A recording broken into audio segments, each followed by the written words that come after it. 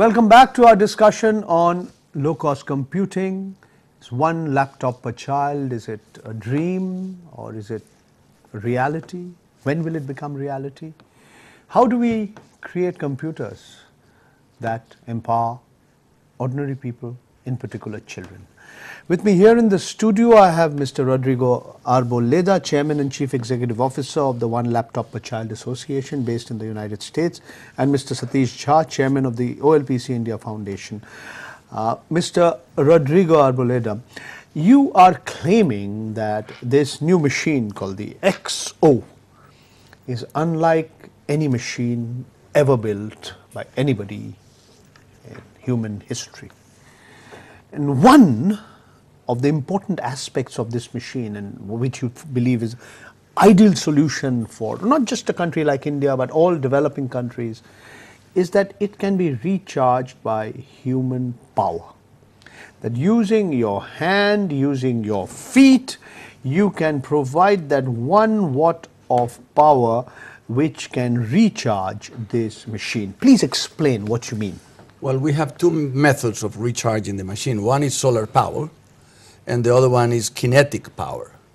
And either of the two of them will provide opportunities for villages that have very limited electricity to be able to have a self-sustained machine, because it consumes less than 2 watts of power per hour.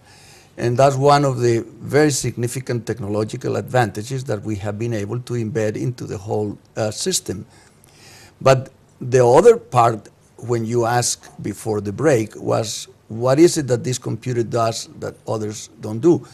It's a combination of hardware and software. Let's come to that. Let's come to that a little later. This issue of power and this issue of energy. You know, when Mr. Tuli, Sunit Singh Tuli of DataWind was asked about this $35 Akash tablet, he said, but then it's just 3 hours you can charge it. And you can charge it, you know, using a car battery, or you can use it by using solar power or whatever. But he says that you cannot compare it to an iPad. You should not compare it to an iPad. You should not compare it to a high-end machine. Now, we are talking about villages with no access to electricity. We are talking about energy deficit, energy starved nation. So please explain, Mr. Jha, why you can add to what Mr. Arboleda said about the appropriateness of this kind of a gadget to people who do not have access to electricity. Let me share with you. I have been to several villages where government started ICT at a school program. And I am sorry to report that in every school it doesn't work. There's no electricity despite generator, despite UPS. That's number one. Number two, the whole idea of OLPC was to figure out what are the bottlenecks. Every single bottleneck was mapped out, and energy is a huge, very, very serious bottleneck. Now, so what you do is, first thing is try to create a laptop which takes zero energy. Zero is not possible, go to as little as possible. Go under 2, because at 2 watts and under, you can actually generate with your hands. But like the old style gramophone record. Exactly, that's one. So we have some earlier examples as well. This is for the villages. This is where there is nothing called modern infrastructure. Idea is computers were designed for offices, productivity. And what you're talking about, $35, is coming from that school of thought. This is about school and education and children and poverty and alleviation of poverty, helping people become who they're capable of. So what you do is find out what is the deficit, what is the gap, what is the bottleneck, and fix all of them. OLPC enumerated each and every single bottleneck we For could think instance, of. and this is what I want to talk about, that is it really can withstand rough handling? Water, dust, a child throws it on the ground. Is it really, as you say, the plastic walls, 2 millimeter thick plastic walls, which are opposed to, you know, the other machines which have a thinner kind of a wall, 1.3 mm, and this whole thing being cushioned, having bumpers inside, being really, as they say, child-proof, violence-proof. How real is this? It is a very ruggedized laptop. Evidently, if you have somebody willing to throw it at full force to the floor just to see when it breaks, it will end up being broken. Also, if a child leaves a pencil inside of the keyboard and you close the lid, just the sheer pressure of the pencil against the screen will break the screen. But then you're talking about extreme vandalizing, situations. almost vandalizing. So it is a very rugged laptop, and until now it has proven to be correct.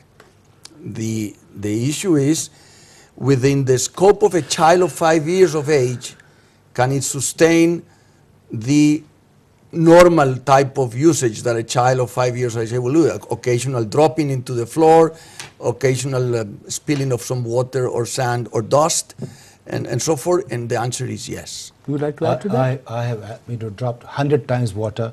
I've dropped my laptop 100 times. I have basically Tea thrown and a lot of milk dust. and what else? And I have shown it to leaders of India. And they get scared and they take their own handkerchief, they clean it for me, which is very interesting. Point is, creating something which is for the use of a child, so child is not afraid of using it, is one thing. Creating something which is disposable. I heard some machine you're talking about was basically disposable. So they're different worlds. A child doesn't need a disposable machine. A child needs something rugged. This one has worked for years on with children in every condition, because it's designed specifically for meeting the infrastructure bottlenecks, constraints, and whatever ails our education system in every aspect of it.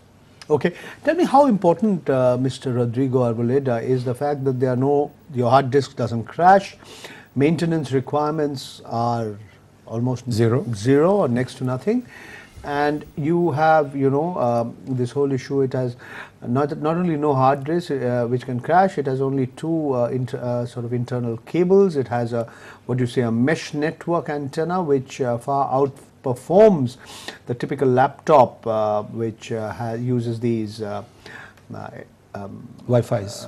USB ports and things like that. Kindly explain how this machine works. Well, it's very simple. It has two antennas rather than one. One connects to the hotspot of the school, creating a immediate recognition of the hotspot. The other one creates an automatic social network with the other computers of similar nature that are in the school. And one of them, who is close to a hotspot, serves as a relay station to the other one, so you in theory can connect all of them that are remotely from the access of the hotspot via a linkage in a chain to the signal in the school. So it is a very powerful connectivity machine. Number two, it also has a screen. That's a very important element. You might think that any screen will be good for a child to read. You're wrong. The very important part of our screen is that you can read inside of the room at full color, backlit type of a screen. But when you go outside to the full sunlight, it automatically changes into a monochrome reflective screen. It's the only one in the world that you can use outside in full sunlight. Outside and inside. And inside. Okay. And 70% of the usage of all of the 2.5 million that we have distributed, we have found that is outside of the classroom. So it is very important for a screen to be able to be read and very good quality of definition in full sunlight. Adding to that, I like to call it Shanti Niketan of education. OLPC शिक्षा का शांति निकेतन है, जहाँ बच्चे उसको लेके पेड़ के नीचे बैठ सकते हैं, बारिश हो तो उसके साथ चल सकते हैं, धूल हो उसकी चिंता उनको नहीं है, गिर जाए तो उसकी चिंता नहीं है, और उसमें जो चीज़ें जितने भी एप्लीकेशन 36 हैं उससे बच्चे को छोड़ें 5 साल से के बच्चे से 50 साल के लोग तो उसको पढ़ सकते हैं। मैं आज खुद भी कह रहा हूँ कि अभी भी रोजाना जब खोलता हूँ OLPC एक चीज़ सीखता हूँ। आपका कहना है कि ये जो मशीन की बात आप कर रहे हैं, ये सचमुच जो सशक्तिकरण की बात हो रही है, एम्पावरमेंट की बात हो रहा है, और जो गरीब लोग हैं, जो कमज़ोर लोग हैं, इस वर्ग लोगों को आप अभी तक क्यों नहीं समझाया कि ये उनके फ़ायदे के लिए है? Have you been able to explain it to them? Yes. Every chief minister or education minister or leader I have met, they love it, they want it yesterday. क्यों अभी तक आगे क्यों नहीं बढ़ा? क्योंकि हमारी समझ जो हमारे देश में जो अफसरशाह हैं, नेता हैं, सबकी समझ अपने माहौल से बनती है। उनके दिमाग में गरीबों के लिए कोई हमदर्दी दिखती नहीं मुझे, क्योंकि वो कहते हैं कि हमारे बच्चे को सबसे अच्छा लैपटॉप चाहिए। they are those things shedding crocodile tears for the आम आदमी। मुझे तो साहब वो घड़ियाली आंसू लगते हैं, क्योंकि अपने बच्चे के लिए तो अच्छा मांगते हैं, कहते हैं हम $2000 का चाहिए, हमारे जो गरीब हैं उनको 200 का नहीं देने को तैयार हैं। सब यही कहते हैं। हमसे एक शिक्षा सचिव ने कहा अगर मेरा बच्चा इसको पसंद करेगा तो मैं दूंगा। मैंने कहा आपने बच्चे को 1 लाख की मशीन दी है, उसे क्यों पसंद करेगा? उसको आपने पहले से दूसरा स्टेप चला दिया। ये उनके लिए है जिनके पास साधन नहीं है, लेकिन अगर उनके पास जिनके पास साधन है वो भी इस पे पढ़ेंगे तो कहीं ज़्यादा क्रिएटिव बन जाएंगे। If I give this laptop to a modern school child, 10 years later they'll be more creative than any modern school peer that they have had. Okay, Mr. Satish Jha, we take one last break in our program. Mr. Rodrigo Arboleda will take one more break. And in the fourth segment and the final segment, I want you to discuss 2 issues. And I want you to talk about what can this machine do, the potential, the scope, the potential, education, entertainment, empowerment. How do you link these things? And I'd also like both of you to really talk about what's happening across the world. We here, we like to believe we can become a quote-unquote information technology superpower. You know, we are no longer derogatory described as cyber coolies doing back office work. But is this, I mean, can this really happen? How do you really make information technology, its benefits available to all sections of the population, in particular the poor and the underprivileged? So let's discuss this. I'll get back to both of you. We are discussing whether low-cost computing can really transform societies across the world, and India in particular. We'll be back with you. Stay with us.